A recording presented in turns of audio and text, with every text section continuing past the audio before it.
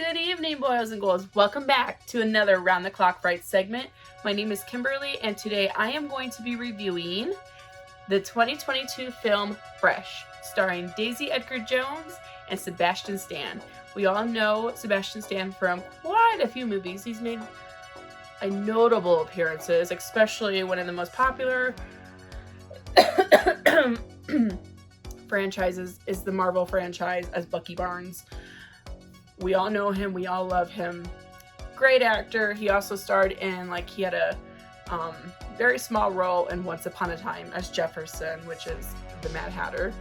And he's done quite a few other works, and I can't think of them right off the top of my head. But those are the two that sticks out to me the most. But yes, these two are in this film, and boy, when I got recommended this film, because first, I got recommended this film by a really good friend of mine, Brooke. She's a huge Sebastian Stan fan, just like I, and she was like, you need to watch this, but before you watch it, do not look up the synopsis, do not look up anything about this movie, just go in and watch it blind. Well, I did, and boy was I in for a treat, and no puns intended there, because, it was just, oh my god. Okay. I will start off by saying this movie was different. I wouldn't say it's my absolute favorite horror thriller film, but I wouldn't say it was bad either. It's literally in between, and I think the only reason I wouldn't rate it as the best is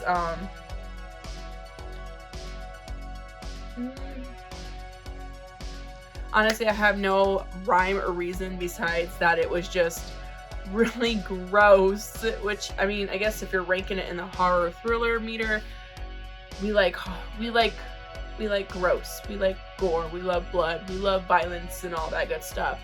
For me, it was a little too much. I even have a whole reaction picture of certain scenes where I'm literally sending to my friend oh my god, what did I just watch? And literally, I'll start off by saying the first 10-20 minutes, you're like, oh, this is really nice. Okay, obviously it's a horror movie or a horror thriller, so you're gonna be like, there's something gonna go down, but at the same time, you're just not thinking much of it. It's really nice, really wholesome. Seemed like a pickup of a change, not pickup, a change, because the movie pretty much starts off with this young woman. Her name's Noah, and she is pretty much into online dating. She's going out with these men who she's very delusional about, not realizing that they're just not really nice guys. They're jerks, and they're just not good. The one date she this one date she meets up with, this guy literally takes her to a cafe. He doesn't even take her to a nice fancy dinner. It was literally just a cafe. They're sitting there having a conversation. You could tell the conversation is just really awkward, really weird. Some of the comments he's making is just unnecessary, and you're like, why? And she's just not seeing it. She's trying to see the good in him, oh, maybe there's something good that's gonna come out of it. And she was already pre-warned prior by her friend Molly, who is literally her. When you go throughout this movie, you'll see her as more of she's her right-hand woman in the corner, has her back, pretty much is that person in the horror movies that sees everything before it happens and pre-warns the main character, and the main character is just nah, nothing bad is gonna happen, and then everything that person was saying ends up coming to fruition, and it just goes wild from there. But she's pretty much that. But her friend Molly warned her before this date that, first of all, this guy is taking you out to eat to a cafe, and then Noah's just oh, but it could be something nice. He could be the one. We could get married and have children. And Molly's just no. But, so she's pre-warned before all this, and she goes in, and everything pretty much unfolds the way that Molly predicted it to go, and it wasn't a really good date. By the end, when it was time to pay, the guy was just oh, we're gonna split this check, right? And like she was like, oh, I guess, you know, like putting put on the spot. And he's just like, oh, okay, cool. And then he's like literally just loading up one of the carry outs with his food, and then he sees that she didn't finish her food and was like, oh, are you gonna eat the rest of that, because I'm gonna take it, pretty much. And it was just like the woman's pain, plus you're taking her food. Oh my god, this date could not get any worse. But he's literally just loading up his carry out, grabs his stuff. They're standing outside the restaurant and stuff, and she's just waiting for her cab. And he literally tries to lean in for a kiss, and she's like, I just don't think this is gonna work. Like, she starts to see what Molly was telling her, that this was just not gonna work. And he was just like, oh, well, you know what? I wasn't into you either, bitch. And then walks away like, what a jerk. What a classic jerk. And so you see her go through like the string of really bad dates, and just not really any good luck with any of these men that she met off of the dating site. So she ends up kind of pretty much taking a break from that.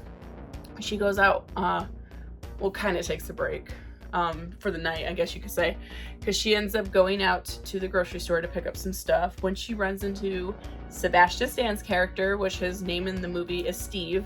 Runs into him at the store. It was a really silly encounter, but you don't think anything of it. It was just, I mean, it was kind of weird, but at the same time, I guess you're just like, oh, haha. He came off as like the breath of fresh air for Noah. Like, oh my gosh, she went through this string of bad dates. Now this guy is coming in, and then he's, you know, trying to flirt and bring on his charm. And like Noah at first is very, you know, hesitant, like didn't really want to go for it, continues shopping, and then he comes over and asks for her number. She gives him her number and stuff, and then like pretty much they part ways at that point. And then I think 2 or 3 days pass before he finally texts her and asks her out to dinner. And like, you know, she's really excited. She tells her friend Molly about it. Her friend Molly is again very hesitant about this guy, like doesn't really know him, but she's like, okay, well, you know what, maybe, you know, like I think she's still more hesitant because of the fact of how they met, like in the grocery store. Like, really? But I mean, nothing wrong with that. I mean, a lot of like amazing turnouts, you know, meeting at a grocery store isn't too bad. Like, I met my husband working at Walmart, so it's not like it's totally like, you know.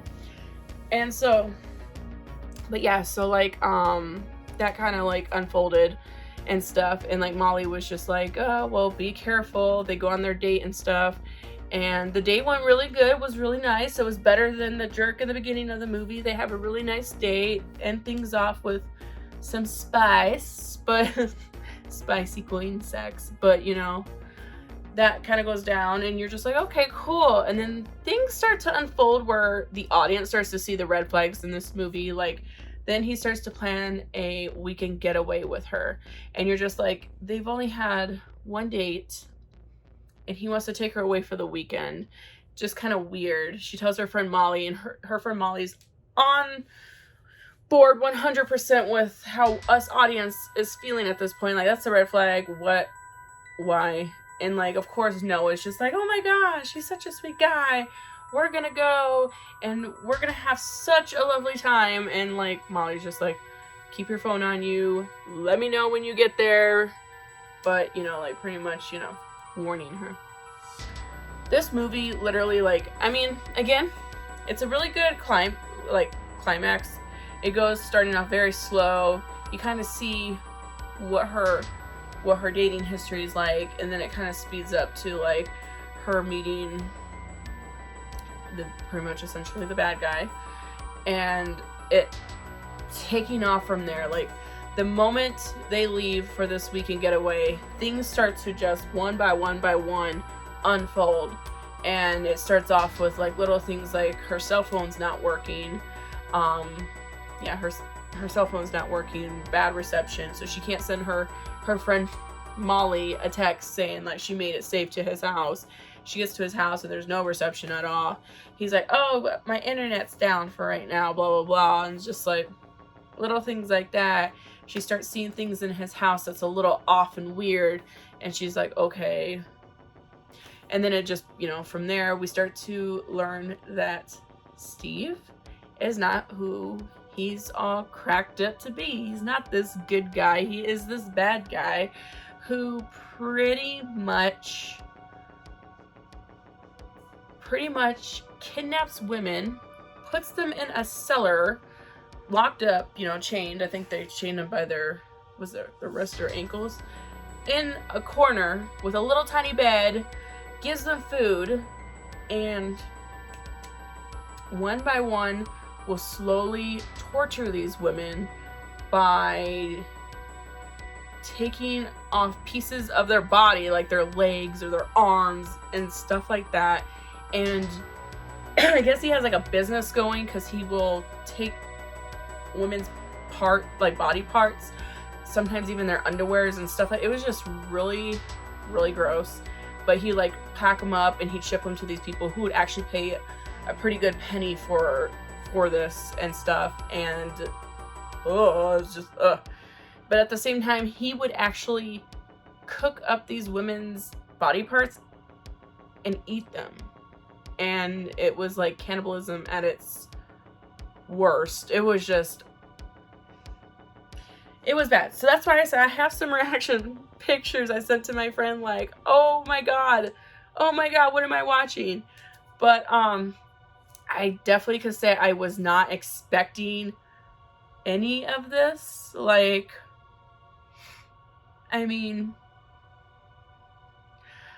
I expected the guy to be really weird, because come on, two main characters. There's two main characters. The guy comes in, and then when the red flags come up, I'm thinking it's just oh, he's gonna kidnap her, maybe hold her hostage for something. Technically he did held her hostage, but not for the way I was thinking. He was just holding her hostage, maybe getting revenge on somebody. Maybe there's a plot twist and Molly somehow,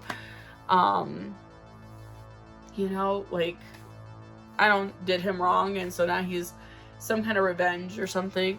Or even I don't know, I was not expecting this man to be cutting up body parts of women and cooking them up and eating them, or shipping them off to these rich people.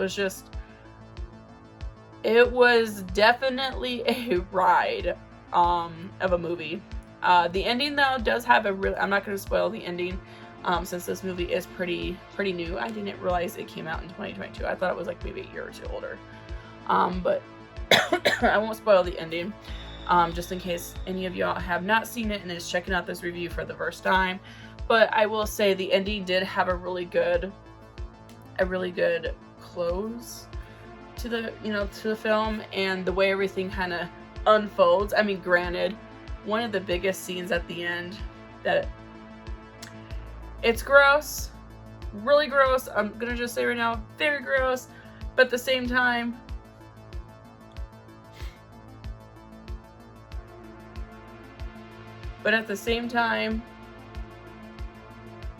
I can see why it happened, and was definitely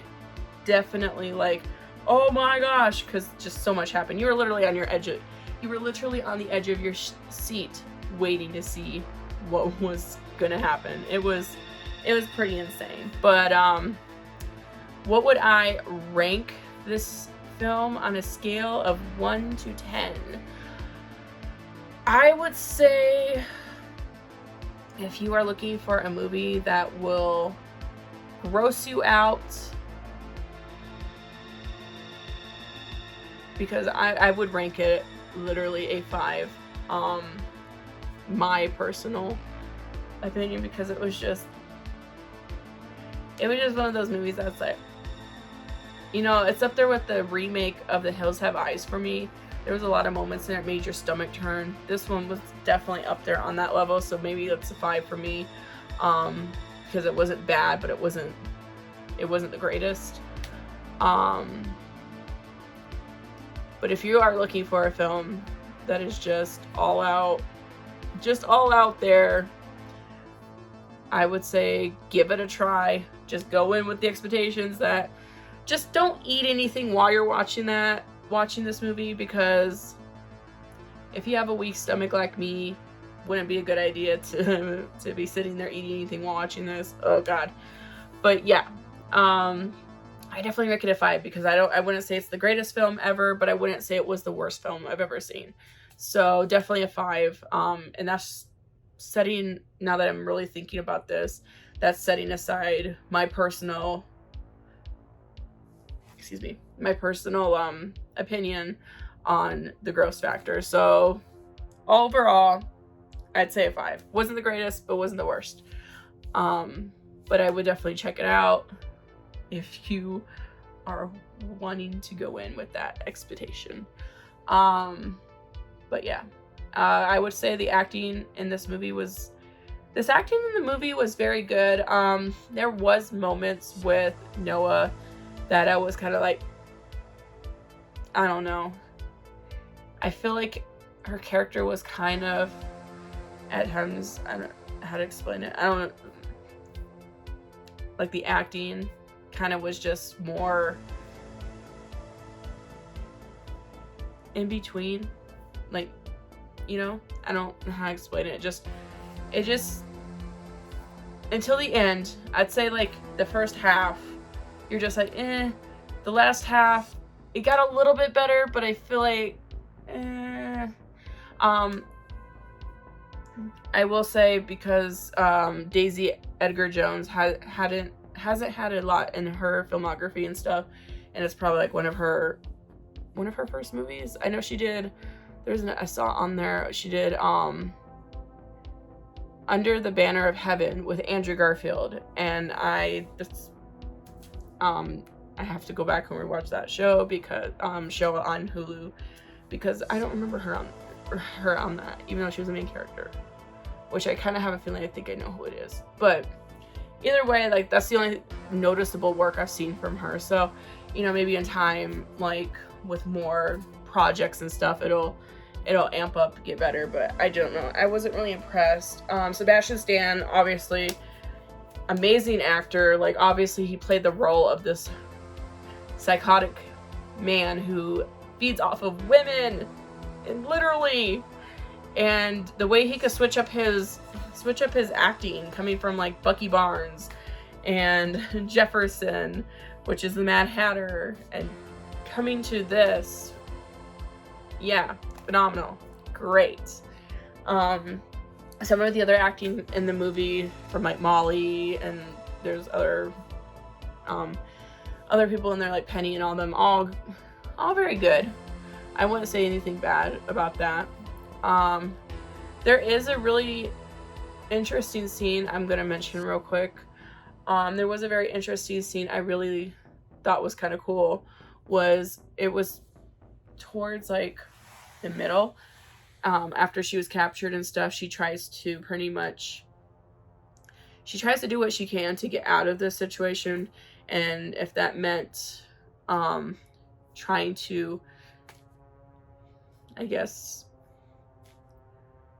try to, you know, like, pretend that she still likes Steve in a romantic way. Not saying they have like any more sex after that first time, but like, you know, being like, oh, you know, like showing her interest in what he does and stuff like that, just to kind of get herself close to him so she can get out. But there was a scene where like her and Steve, I think they were like really drunk off of the wine that they had at the dinner, and they're having this little dance going on, and I really dug that scene. I don't know why, it's just something about that scene was kind of cool, how it was done. But other than that, gore factors, there was, or like, I wouldn't say there's kills, like, not like kills, but like, I don't know what I'm talking about, like for like the gore and stuff, like what was like the best part of that.